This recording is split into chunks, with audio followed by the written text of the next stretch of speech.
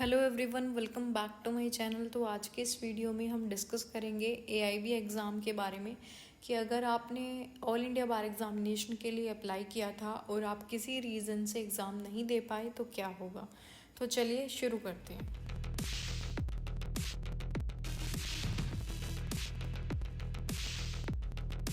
तो देखिए, what if I apply for the all India bar examination but am unable to appear for it at the last minute और an account of an emergency और special reason. देखिए, अगर आप लोगों ने, कोई भी कैंडिडेट हो सकता है, उसने एआईबी एग्ज़ाम के लिए अगर अप्लाई किया था और किसी भी रीज़न के कारण उसका जो है एग्ज़ाम में अपीयर नहीं हो पाया, या फिर कोई एट द मोमेंट उसका कोई इमरजेंसी आ गई हो उसको, या फिर कोई स्पेशल रीज़न हो जिसके कारण वो एग्ज़ाम में अपीयर ना हो पाया हो, तो उस चीज़ को हम डिस्कस करेंगे। तो देखिए, the all India bar examination will be conducted more than once every year.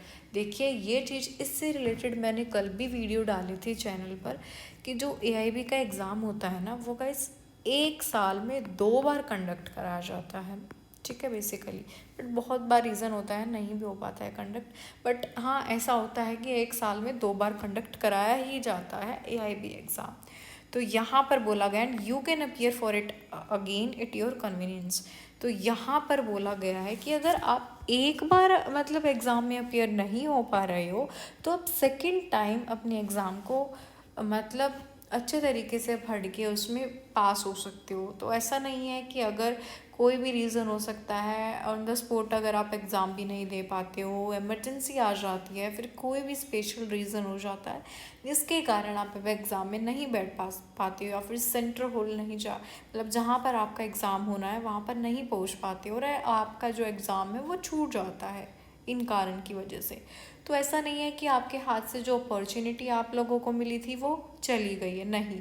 जब आपका नेक्स्ट टाइम जो एग्ज़ाम होगा उसके लिए आप लोगों को रजिस्ट्रेशन करनी होगी, फिर आप लोगों को जो है अपना प्रॉपर एग्ज़ाम देना होगा। तो देखिए, एक चीज़ मैं आप लोगों को बता देती हूँ, इसी वीडियो के अंदर बहुत सारे कैंडिडेट्स ये बोलते हैं कि हम जो है एआईबी एग्ज़ाम के लिए अप्लाई कर देते हैं और क्या वो जो फ़ीस होती है वो रिफंडेबल होती है कि नहीं होती है। तो देखिए, जो अगर आप एक बार रजिस्ट्रेशन करवा देते हो ना एआईबी एग्ज़ाम के लिए, वो जो फ़ीस होती है ना वो रिफंडेबल नहीं होती है, आपको वापस नहीं मिलेगी। अगर आपने एक बार रजिस्ट्रेशन करवा दी तो करवा दी, वो आप लोगों को वापस नहीं मिलने वाली है। तो इसी तरीके से मैं आप लोगों को समझा रही हूँ कि जो अपनी प्रिपरेशन करते हो प्लीज़ मतलब एक अच्छे तरीके से करिए, क्योंकि जो फ़ीस है वो एक मतलब छोटी फ़ीस नहीं है, बहुत महंगी फ़ीस लगती है आप लोगों की। 3500 समथिंग कुछ है, exact I don't know, but जो फ़ीस है वो कम नहीं है। देख लीजिए, अगर आप अपनी अच्छे तरीके से प्रिपरेशन करते हो तो मतलब आप लोगों को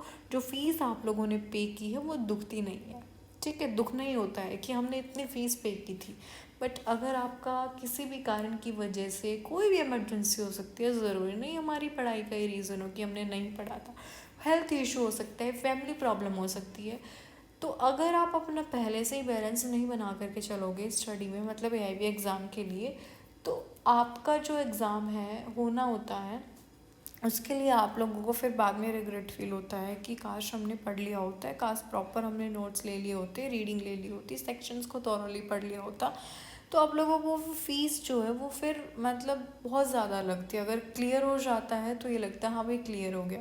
तो आप लोगों को ये चीज़ ध्यान रखनी है। और जो मेन मोटिव था वीडियो का कि अगर आपको कोई स्पेशल रीज़न होता है, फिर इमरजेंसी हो जाती है, एग्ज़ाम नहीं दे पाते, तो आप सेकेंड टाइम एग्ज़ाम दे सकते हो। ऐसा कुछ नहीं होता कि हाँ एक ही बार आपको एग्ज़ाम देना होता है, आपके पास और भी ऑप्शंस होते हैं इस एग्ज़ाम को देने के लिए। ठीक है, तो गाइस होप सो आप लोगों को ये वीडियो हेल्पफुल लगी होगी। अगर आप लोगों को ये वीडियो हेल्पफुल लगी, then please do like, share and subscribe the channel for more videos. Thank you for watching this video.